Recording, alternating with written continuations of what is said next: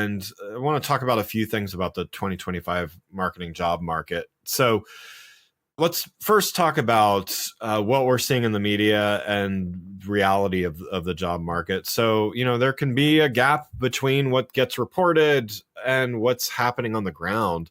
From your perspective, what's the reality of the job market for knowledge workers as we kick off 2025?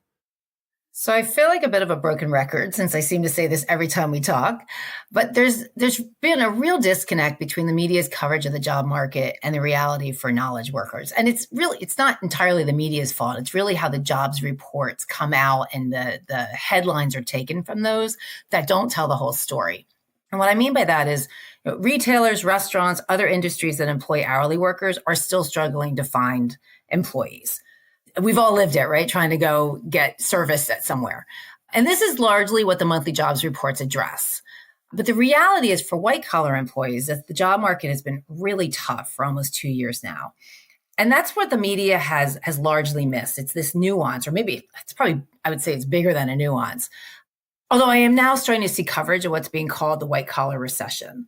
And so, for example, I read an article in the Washington Post a few weeks ago on this topic, and I thought to myself, in fact, I probably said it aloud, scaring my dog, but I said, finally, someone is covering what's been so obvious to our firm for quite a while.